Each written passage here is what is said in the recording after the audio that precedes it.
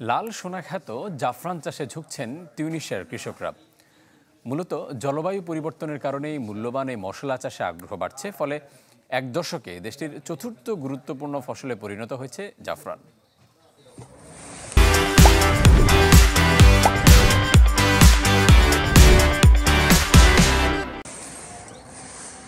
জাফরান লাল সোনা নামেই বেশি পরিচিত।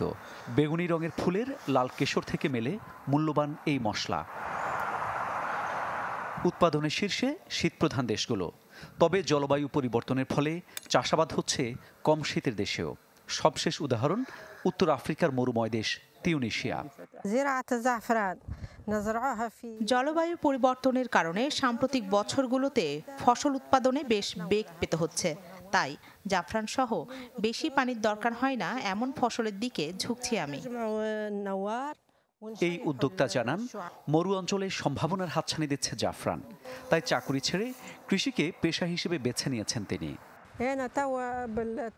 আমার লক্ষ্য বছরের পর বছর প্রসারিত করা এবং বিদেশে জাফরান রপ্তানি করা।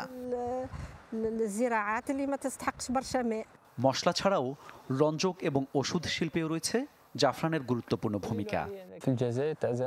ফুল সংগ্রহের পর এই লাল কেশরগুলো শুকাই আমরা, তারপর সেগুলি বিক্রি করি। সাধারণত অগাস্টে শুরু হয় জাফরান চাষ, ফুল ফোটে অক্টোবরে। মামুন উর রশিদ, চ্যানেল 24।